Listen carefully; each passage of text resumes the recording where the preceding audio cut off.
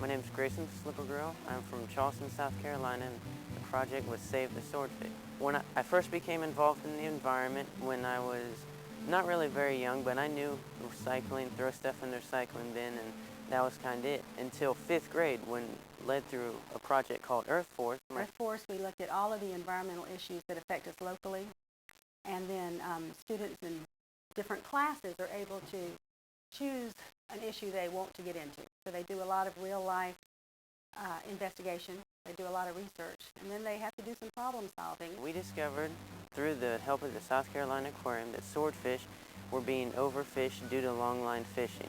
And his group decided on saving the swordfish, and they became just really interested in it and were really excited. It just kind of snowballed. They just took it one step and at a time, and it just rolled. We started out as a 12-student classroom group project through Earth It Force. started small, and they were working with the South Carolina Aquarium.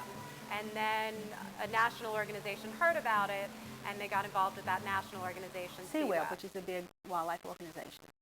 They were very interested in what we were doing, and they sent us some more research, and we looked at their research. And I will say that one of the things that came from speaking at the National Fisheries Service hearing was that a lot of fishermen sent us letters, and they had some real important things for us to understand. You know, we needed to understand that we were affecting their livelihood. The thing that impressed me the most about his work with the swordfish was his diligence and persistence.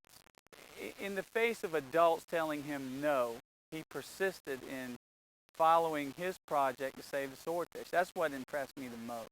It's hard to make conversation with adults, but when you're learning about something this important and this interesting, all of a sudden grown-ups listen to you.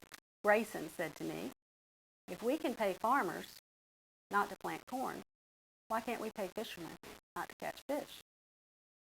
So the next place we went was Senator Holling's office. So we traveled to D.C. and we told Congress about what we had come up with and ideas, and we got petitions signed and passed by Congress, and now it's in the workings of making bills for buying out commercial longliners and banning areas off the Charleston coast for important nurseries.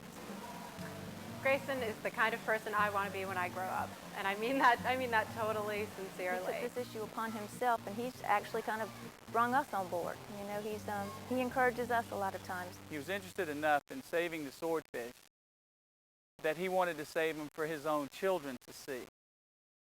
And simply by going out in the water and looking at these creatures disappearing so rapidly, he was concerned enough to try to do something about it.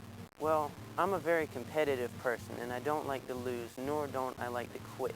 So even though I didn't want to, there was a driving force inside of me that said, don't quit. It'll be just like them beating you. And our project in particular, it made it to a larger level just by chance. We picked an issue that we thought we could make a small dent in, but it ended up we made a gaping hole in. Internationally, there are still many, many countries on the oceans that can buy, catch, and sell swordfish. So we're trying to get this to a global vision. And I just think that students need motivation, whether it be a good teacher, a supportive family, or just that inner driving force that says, don't quit.